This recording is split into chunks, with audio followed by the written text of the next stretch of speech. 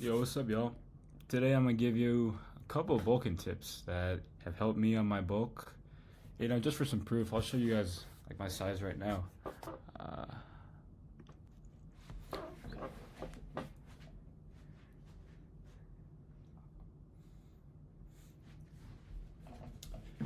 I'm not too huge or anything, but hold up.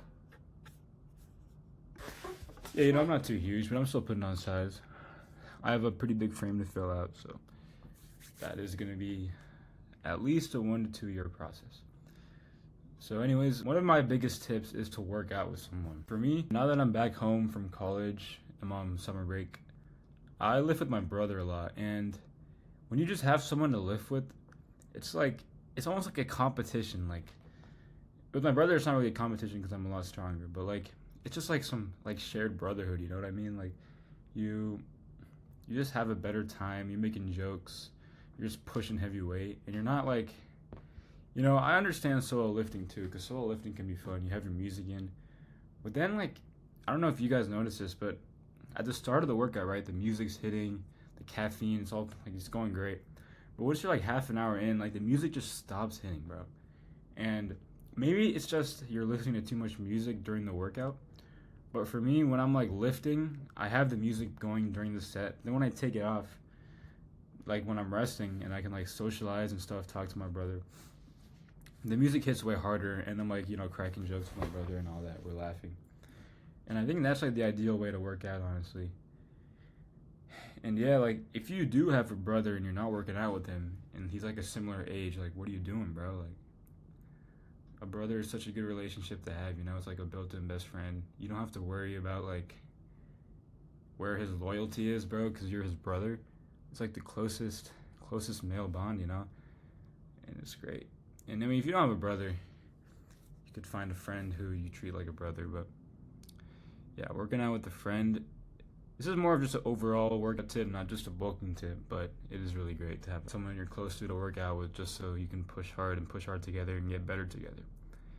Okay, so another tip I have is do what's easy for you, right? So you might get a bunch of stuff on your TikTok feed about eat real foods only, eat only whole foods, all that. Like, that is true to an extent, because like if you care about your health a lot, like if you're in like your 30s or 40s or something, maybe you should be worrying about your health more than your actual physique. But when you're young, like you're in your teens or 20s, you shouldn't worry so much about like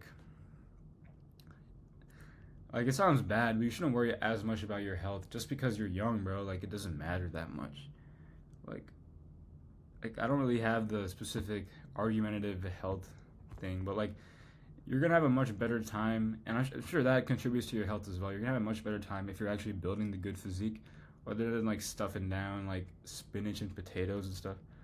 So like one big change I made was like a lot of people say when you're cutting, eat potatoes. When you're bulking, eat rice, and that's true. But like when you're bulking and you're like a couple weeks, maybe even a couple months into a bulk, it gets hard to stomach food. Like even eating rice is hard for me now. Like it's just like so much volume. Like if I try to eat like 800 calories of rice, bro, like it is pretty hard to stomach. So that's why I actually switched from rice to mainly pasta. Because first of all, like pasta tastes better to me, and it's just like way less volume, way easier to eat.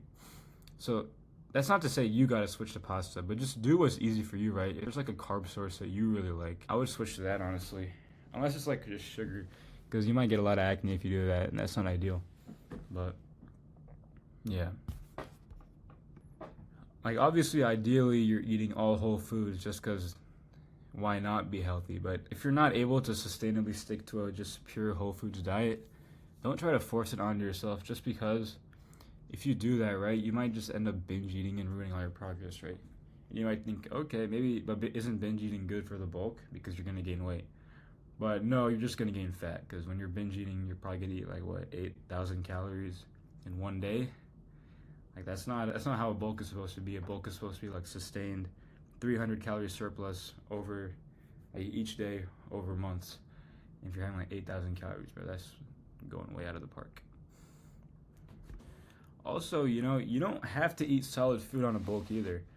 I remember it's not as much of a problem as it was before. But I remember I used to like almost like struggle with stomaching any food at all.